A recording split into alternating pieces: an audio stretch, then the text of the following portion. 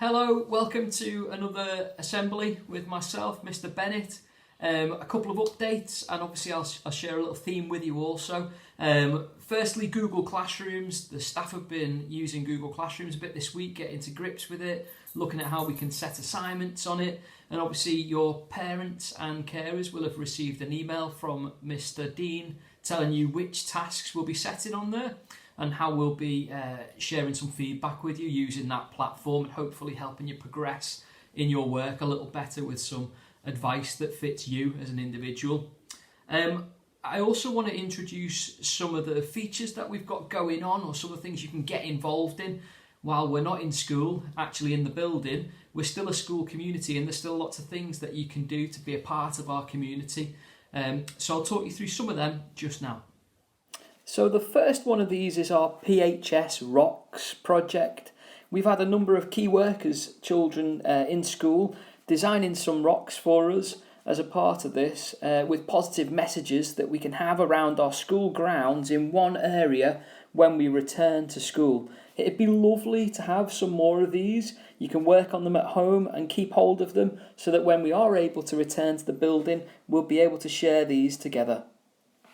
You might have spotted on our PE department Twitter account that they're challenging people to run 5k and donate £5 to our NHS. It would be great to see more people involved in this. Also, if you're able to, you could tweet them back with a snapshot of your run and a little bit of information about it. After half term, we'll be launching also our Poynton's Got Talent online competition. There'll be more information about that to come soon. I know lots of you will be practicing new hobbies and spending time working on your talents at home during the lockdown. So it's good to know that ahead of time you can be practicing further and get yourself ready for the competition. This week also we're working with The Pledge, who we've worked with a number of times before, who are running an online virtual careers festival for students in year 10 to 13. Now there's events running all week. There's things that you can sign up for, from webinars, to advice from people in different businesses and different careers. So check that out and have a little look further. There'll be an email coming out to parents about that, and you'll also find more from our Twitter accounts. You may have also spotted that this week is Mental Health Awareness Week, and it's a really important time to be considering our own mental health, especially with the distance that we have from some other people and how challenging that can be sometimes. So I wanted to just share with you one aspect of it. Now this week I've been celebrating because I had my message this morning to say I'm 10% down on my screen time from last week.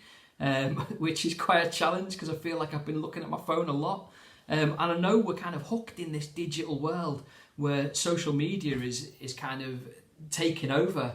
And it's really positive in some ways because it's given us a way to stay in touch with people that we can't see and we can't go and meet.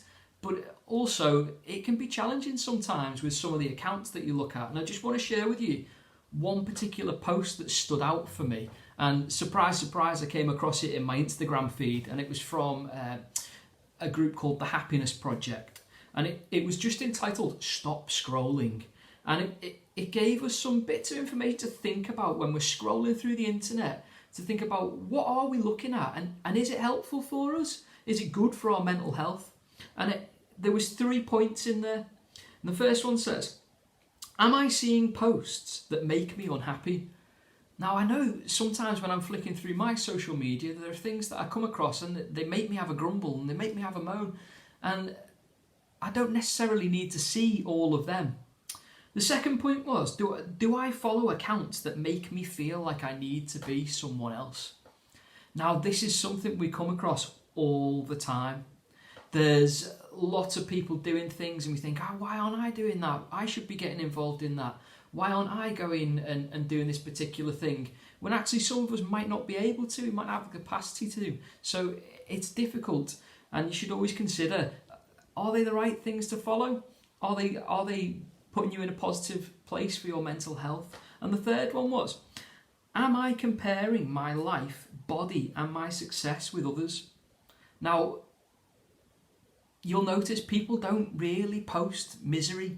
on their social media accounts. They just post the great times. They don't post when times are really tricky. There's a few people that do, but most people are like taking photos of the things that are fantastic. And sometimes you can just see a lot of that coming through on your feed, and it makes you feel that that is that person's whole life when it's not.